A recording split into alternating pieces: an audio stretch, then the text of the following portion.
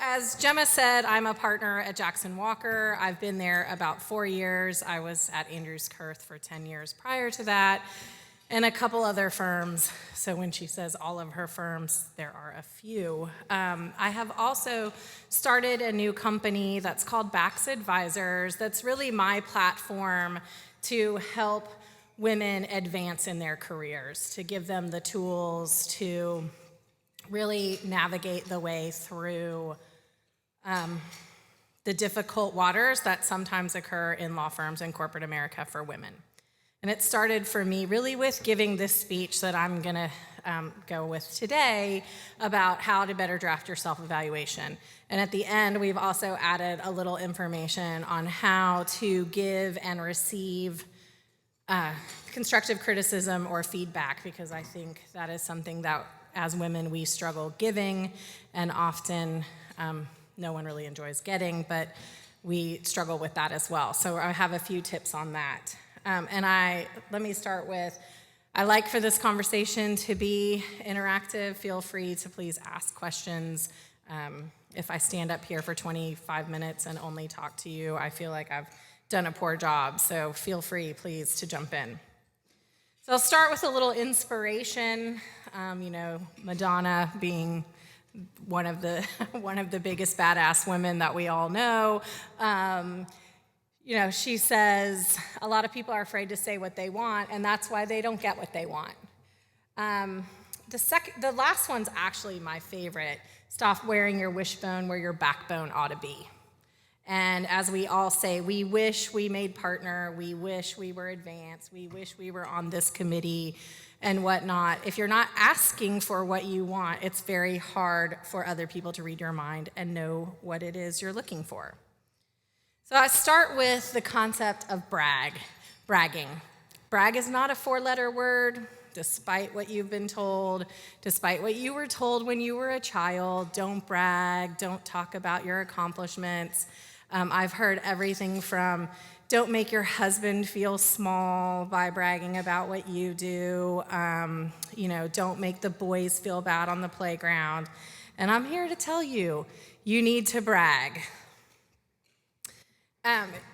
There's a couple things that we're going to talk about on what you should be doing with your self-evaluations. These are kind of the starting points. Actually, let me go back just a second. I want you guys to understand that I'm very passionate about this topic. I'm passionate about women advancing. I think Gemma kind of gave you a little idea of that. And it started for me as just doing a speech internally in the firm to our women's initiative, and it really spiraled out from there. I've now spoken at Bank of America, I've spoken at Shell, I'm speaking at AT&T, and those are Fortune 15 companies, not Fortune 100, but top 15. And I really am so excited for the opportunity that this has become for me and for all of us, that women advancing in corporate America in their law firms has finally come to the forefront of what people are talking about. Some of us could say we can thank our president for that.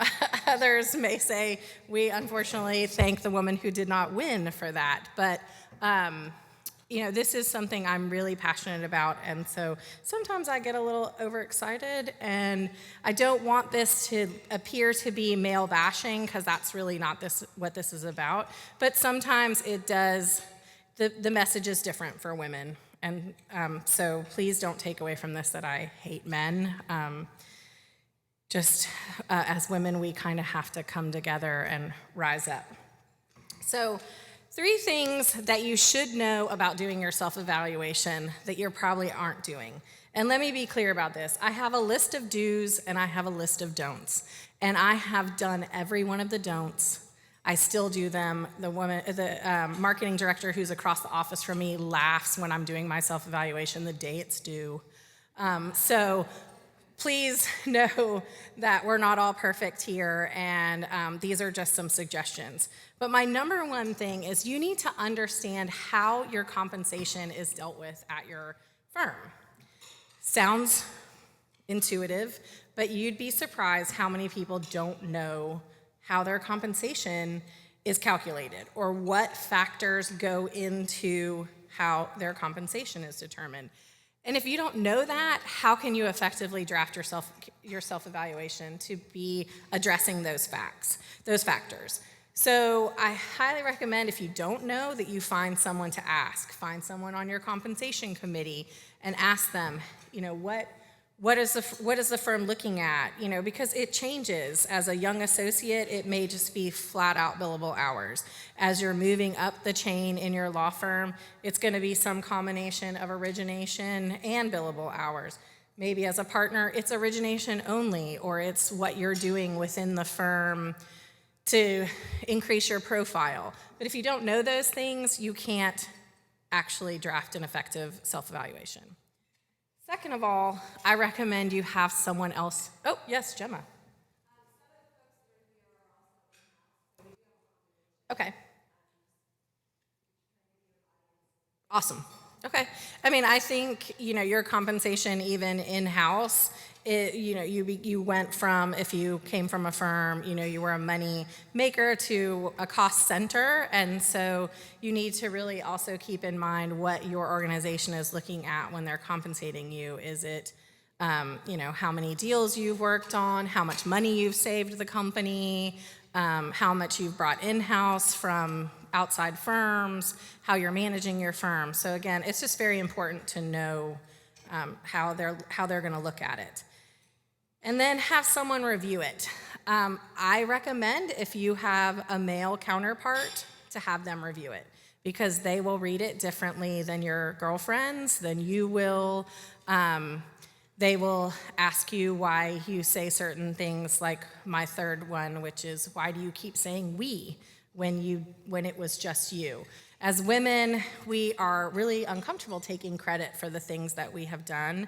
And often our self-evaluations say we where they should say I. And so I recommend that you print it out, circle every time you say we, and see if that's really a we.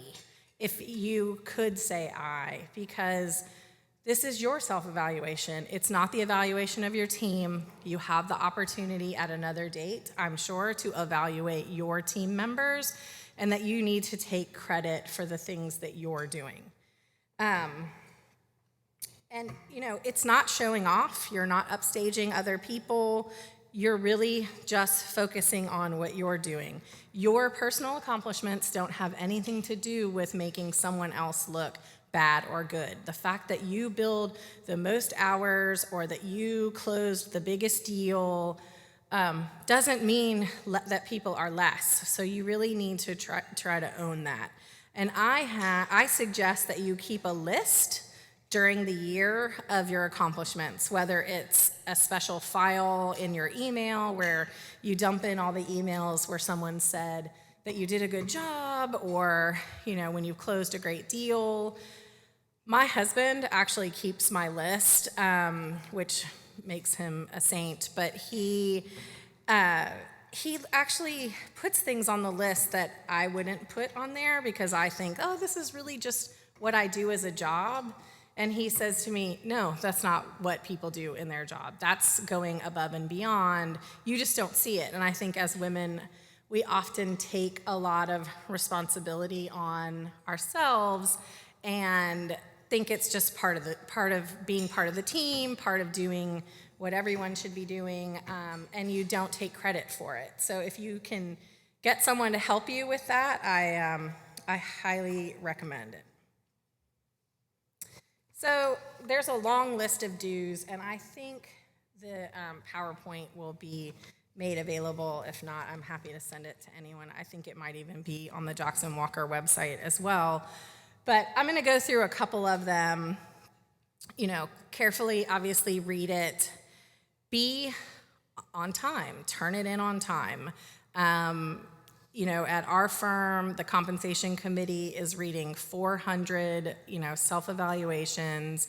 And if you turn yours in late, someone is going to get really ticked off because they now have to make 18 copies, put it in 18 notebooks, Frankly, the compensation committee is probably going to know that you were late because it won't have been in their original notebook. And it just gives off the message, right, that you don't really care. I also suggest that before you turn it in, you print it out and look at what it's going to look like for the people who are reading it. And I really recommend that you get away from writing in paragraph format and go to bullet points. Because again, even in firms much larger than Jackson Walker, and they've got many to look at, trying to read how you've been doing in paragraph format just is old and gets old and tiring. So again, bullet points, clear and concise. Spend a lot of time on the money metric, if you're in a firm, of the project. So not I just worked on this deal, but I worked on this deal, it brought this much revenue into the firm, it saved the client X dollars, or it made the client X dollars, but something tangible. Like, you need more than just I worked really hard on a deal, or I worked a lot of hours. State the dollar value, put it into the bottom line that these are all businesses. And again, it's all about how you're contributing to the bottom line. You can get someone to read it before you turn it in. I highly recommend that.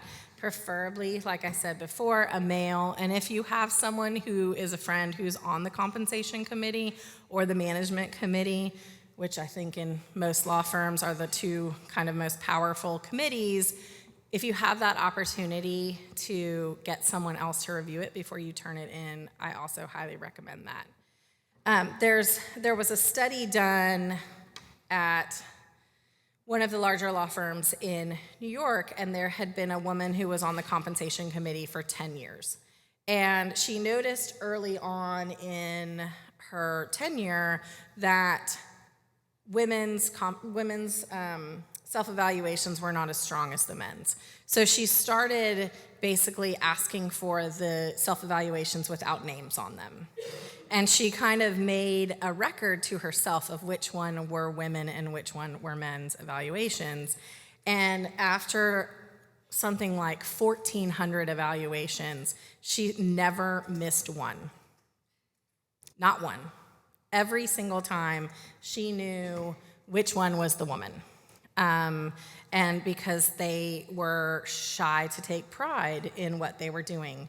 And they said we all throughout, and that men just don't do that. I mean, we all probably have worked with men who arguably are taking credit for things that they shouldn't, but they're not shy to take credit, even if they were only, 1/5 of the team. They're happy to take the credit.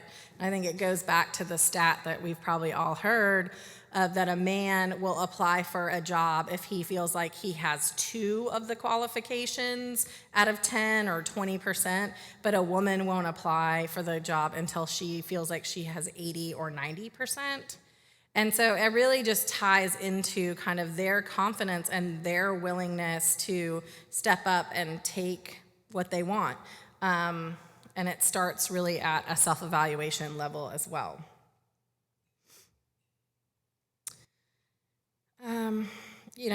Again, I don't want to read these to you. I find that there's nothing more annoying than when someone reads you their PowerPoint. But again, you really need to step into the spotlight, highlight your skills, highlight the things that you have been doing to make a difference in your organization.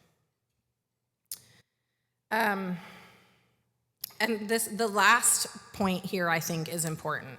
So a lot of us forget that the people who are reading these self-evaluations don't know you, right? There is a little narcissist in all of us where we think that everyone knows us, everyone knows what I'm working on, everyone knows how great I am. And you have, like for me, on our compensation committee, I mean, there's people in the Austin office, the San Antonio office, who maybe have never met me. And you have to use your self-evaluation to give people a look into who you are. So if you were to read your self-evaluation and you think to yourself, would this person know who I am, what I do here and how I'm benefiting the firm, if the answer to those is no, then you should try again. You really need to look at it from that standpoint, because you just, again, they're looking at 400, 1,000, who knows how many, and you really need to find a way to stand out. We have also kind of gone a separate step for the women at my firm, where we have gone to the men who are either in your section or in your office on the compensation committee and created a bullet point for them, for the women, to help them in the comp meetings to be able to say, you know, I really think Monica is a great lawyer, or why she should get a raise, or why she should get promoted, and make it easy for them, because again, this is about trying to make it easier for them to advance you, whether it's monetarily or title-wise, because again, they may have several hundred that they're looking at. So we'll go to the don'ts. I'll try not to be real negative here, but again, don't turn it in late. Don't wait till the last minute to start like I do. This is a very important thing. I mean, I have people at the firm who just say they don't do them at all. They don't think they're relevant, and so they don't do them. And this is your one opportunity in some instances to get yourself in front of management and talk about how great you are. So I would not recommend not doing it. Don't just let your numbers do the talking. Don't just say, well, I billed 2,100 hours this year, so I'm great. And don't use words of emotional words. And I hate to say that to a group of women, because no one would say that to men, but just look for hope, disappointed, anything that seems emotional. Again, I'm not encouraging you to only act like men, but that we really are trying to help at least get you to an even, and men just don't use words like that. Self-evaluation is not your time to express your displeasure with the firm. I hear lots of stories about that, where people put in their self-evaluations how they're angry about something. And again, probably not the best time to do that. Don't be afraid to take credit, and just focus on your core responsibilities, your mission critical accomplishments for the firm. I mean, if you have to stretch back to something that you did that was, at the beginning of the year and maybe not that relevant, you should probably think about what you're doing in the firm to highlight your profile, to move yourself kind of up into the spotlight. All right, so that's really it on self-evaluations. Does anyone have any questions or issues that they've had come up in a self-evaluation that you would love to hear from all these wonderful women about? Yes?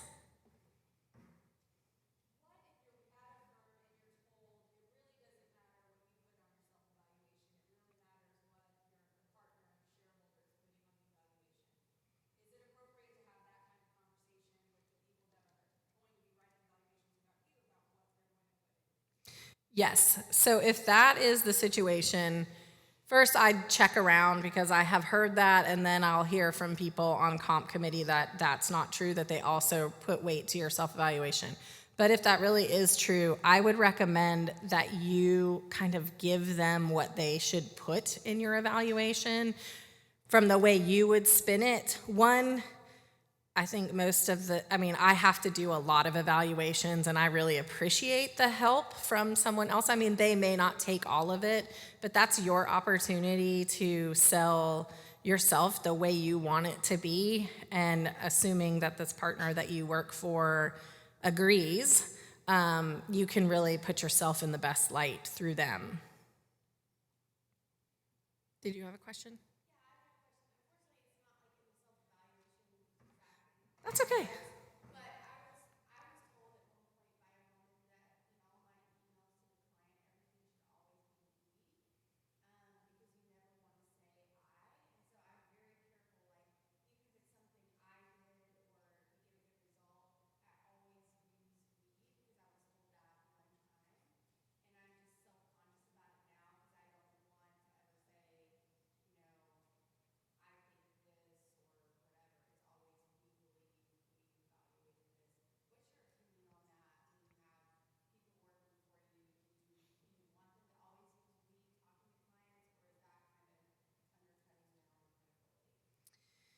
So the talking to clients is it's a little difficult, right? Because the client is really envisions that they're hiring the firm and that they know there's a team working on it.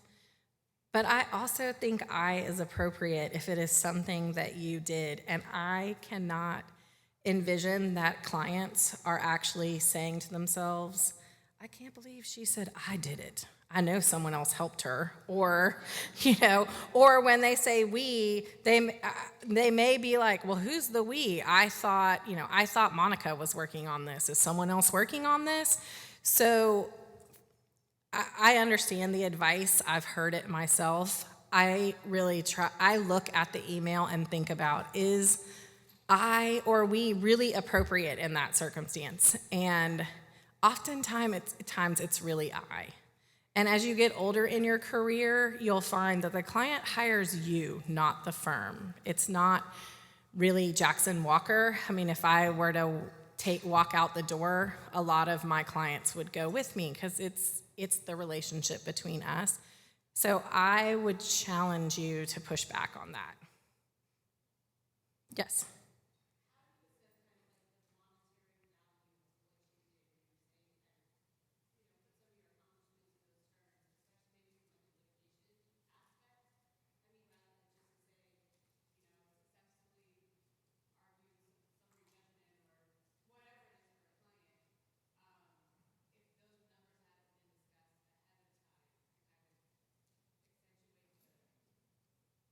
So there's two numbers really that you're looking at. One being just how much time you worked and what the revenue to the firm was, but also, and if it may not be monetary in a summary judgment, other than, let's say you won your summary judgment and which resulted in the client not having to pay for a costly trial that could have could have cost hundreds of thousands of dollars or something a little, if you can't come to a strict number. But I think people really need some metric to value what you're doing, and whether that's dollars into the firm or dollars saved to the client or dollars received by the client. Those are the things that really move the needle for people.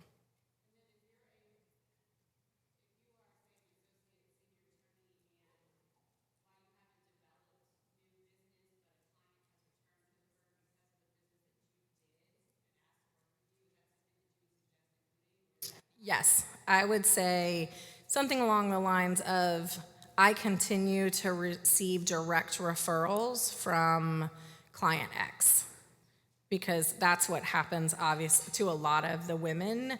There's some 55 plus year old man who is the owner of that client and has had that client for 20 some years, but really isn't doing the work anymore, but they're getting the origination credit. And so, but the client keeps calling you. And so you need to be able to highlight that I receive direct referrals from the client. Yes.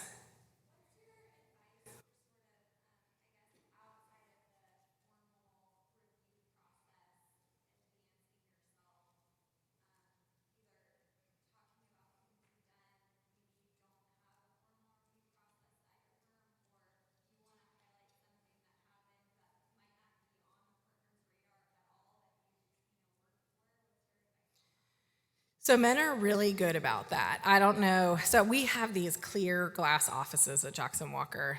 It took a little getting used to, but you will see, yes, that the men just literally pop into the managing partner's office and sit down.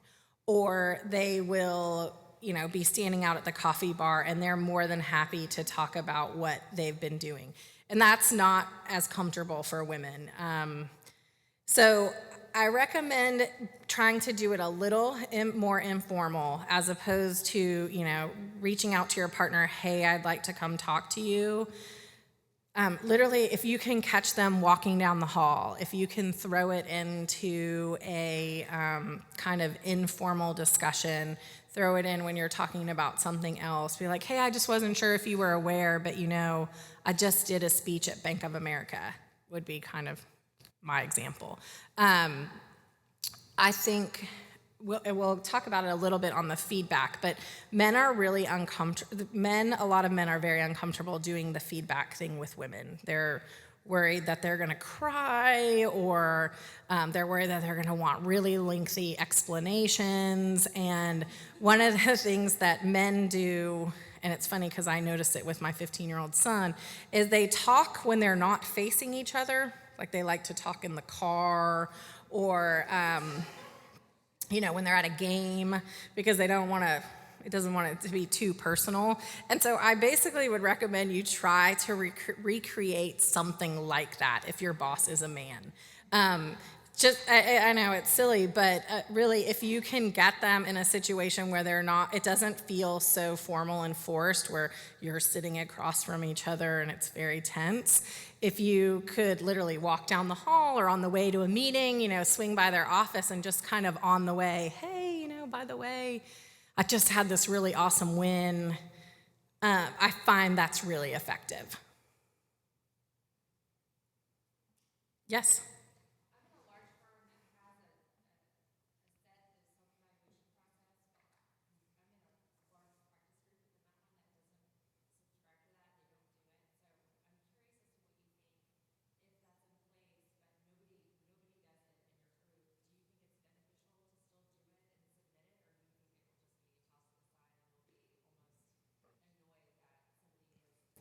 So who decides your compensation? Is it someone outside of that group, or is it your group?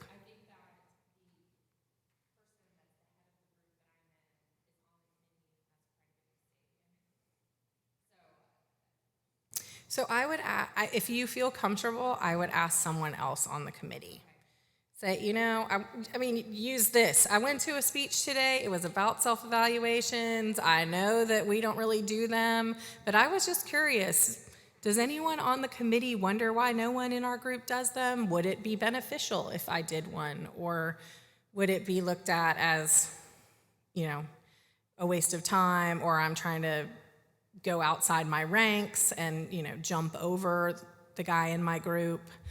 Or the woman in my group. Sorry, I shouldn't assume it was a guy. But of course. But that would be my advice if you have someone on the comp committee that you feel comfortable asking that question, because it's probably different in every group.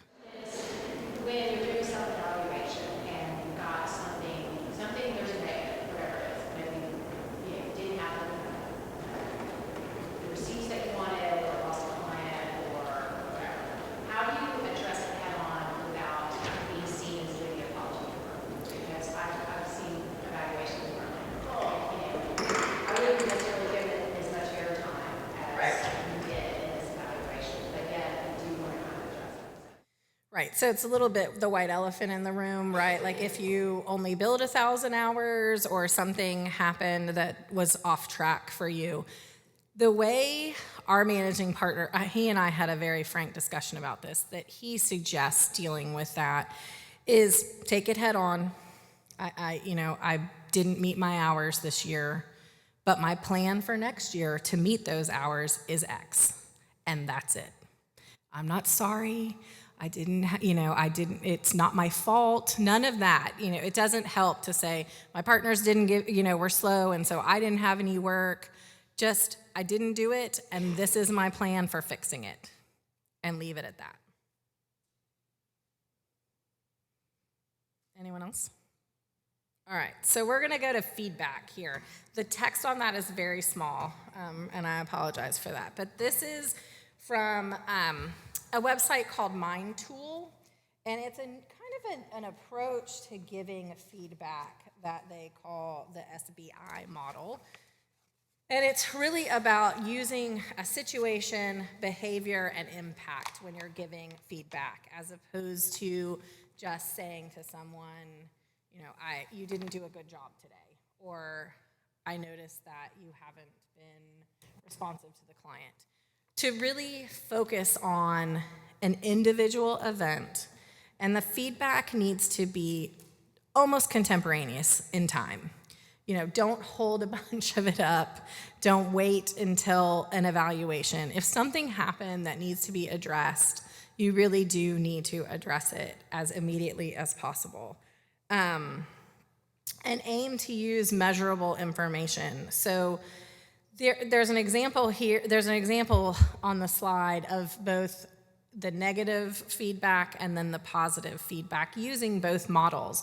And the point is that you should, as much as you can, always include positive feedback with negative feedback. Obviously, if all you're ever doing is giving negative feedback, at some point it just becomes wah, wah, wah. I can't ever please you.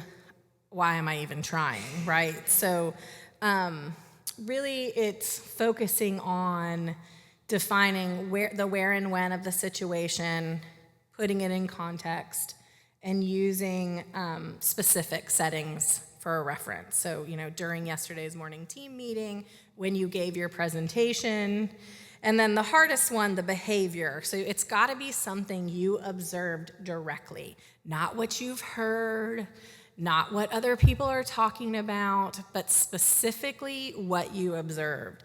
And in this instance, you were uncertain about 2 of your slides and your calculations were incorrect. So, that is specific behavior.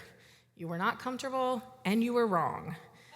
And then describe how it affects you or others, right? So now I feel embarrassed that the board was there and I'm worried about the reputation of our team.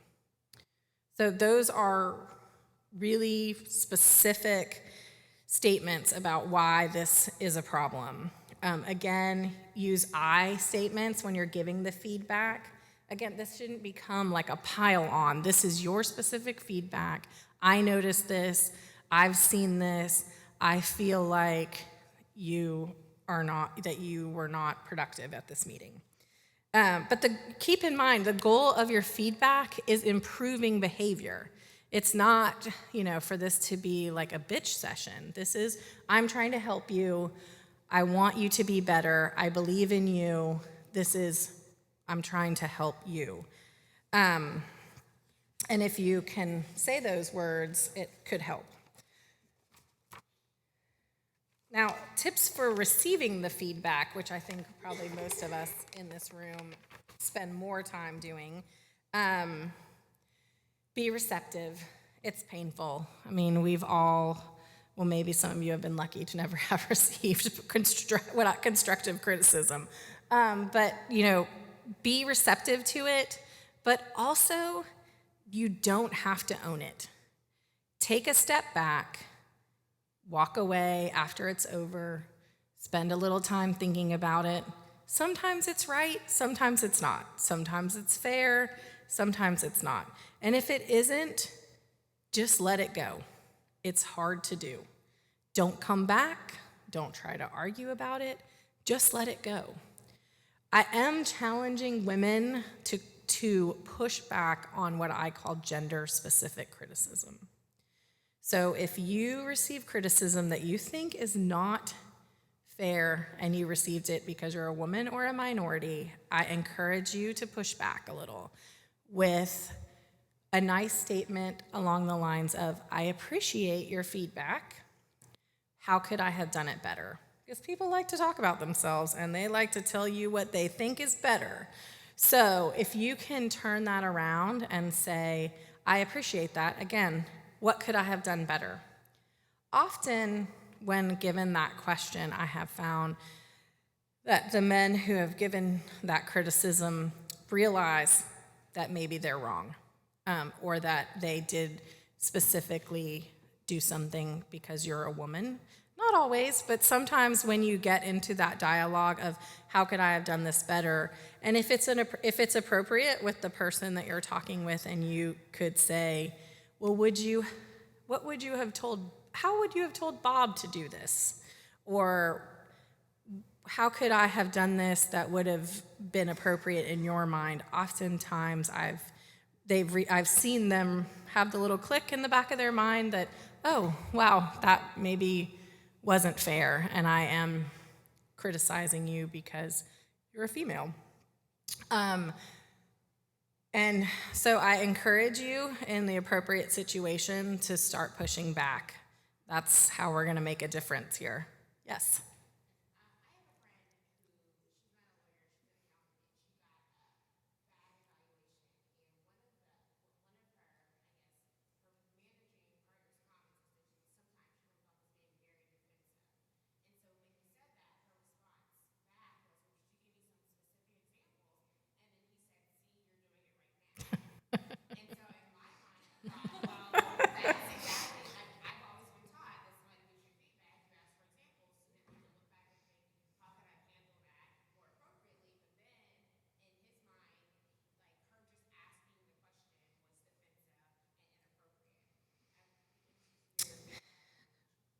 Okay, so there's some people we can't fix.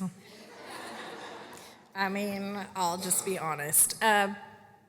And, we hear, as women, we hear all sorts of things like she comes off as aggressive or defensive when they do things that are exactly the same or even maybe less aggressive than men.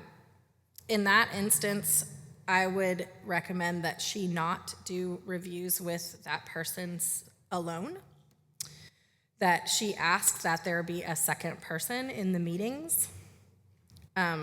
A woman would be great, but even then, I think two men, it's unlikely that he's going to act like that with another person. And I would say, I'm not being defensive. I'm trying to be better. And so I need to know what it is specifically that you're talking about. The reality is he doesn't have an answer.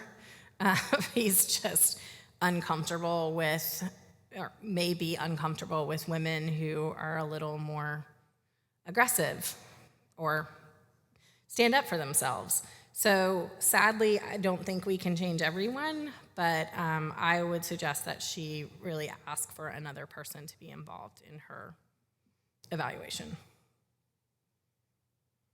Anyone else?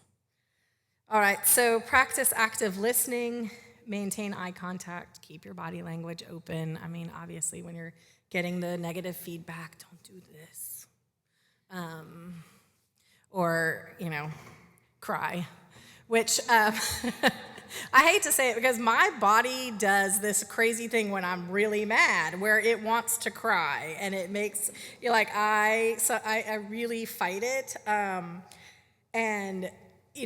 But please try not to cry in the office. I mean, it's going to happen sometimes, and frankly, if it does happen, what I recommend is once everything has calmed down, that you try to make light of the subject, because now that person is deathly afraid of you. Like, they don't want to ever have to review you again because you might cry. And so you really kind of need to lighten that up as quickly as possible. So if you have the opportunity and you're in the hall or at the coffee bar together, you're like, sorry, that was a crazy day. It was a rough day for me. I appreciate your constructive criticism or your feedback. And please know that I'm not going to cry every time you talk to me. Or, it really depends on your relationship with the person, but if you can find a way to kind of make light of that, it'll be better. It'll smooth out the storm, and you'll kind of move on. Again, don't be defensive. It is hard, but if someone is taking the time to give you feedback, they believe in you, they really do want to help you. I mean, frankly, none of us enjoy giving negative feedback to people. We all struggle with it, even female to female, it's hard. But if I'm spending the time to sit down with you and talk to you about why, this paper wasn't good or why your presentation wasn't good, it's because I believe in you and I want you to do better. I mean, I have plenty of other things to do with my time. I mean, I've got lots of work and 2 kids and all those things, but so try to, sometimes if you can just retool that in your mind, like this person really is trying to be helpful, it'll take some of the sting out of it. And, look for the opportunities to start or stop these behaviors or to show your progress. So I don't think it's always appropriate to go back and rehash a review, to go back to the person who gave you it and say, look how much better I've done.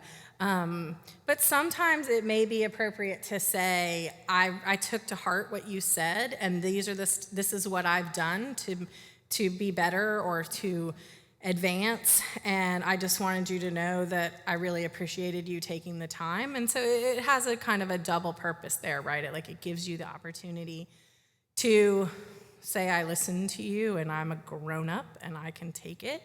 And also to highlight that if the critique was, look, you didn't bill enough hours, that is one thing where you say, I took it to heart. I started doing more networking, and you may notice that my hours have gone up, or I started networking internally in the firm or in the organization. So again, I highly recommend that you circle back. Yes.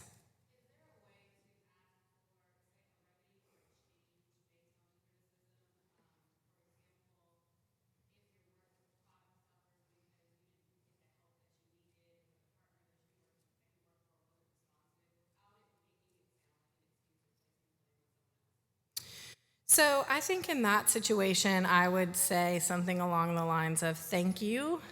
I let's say it's your writing isn't up to this person's what they think where you should be.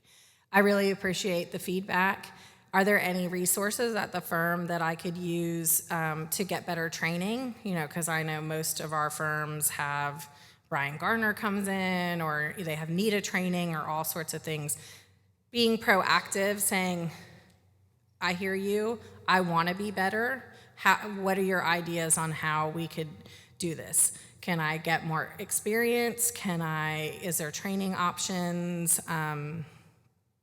Because blaming it on someone else is never going to be the winner in that, even if it is. I sent that partner the email 7 times and he never responded, and so now the client's mad that it didn't get turned around. You know, as a young associate, there's only so much you can do about that.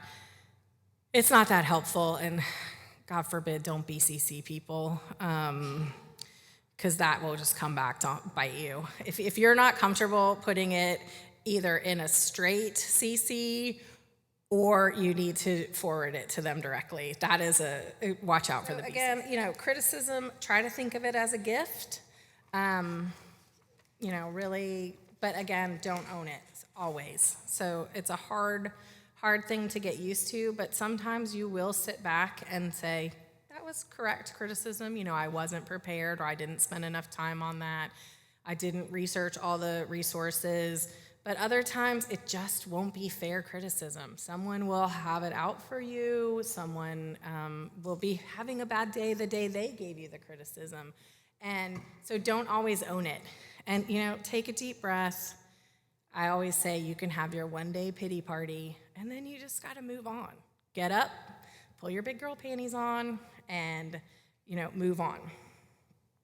So there's a couple resources that I really like about self-evaluations and kind of how to make change in a firm. And then I have a final slide that I don't always put up, but I think y'all can handle it.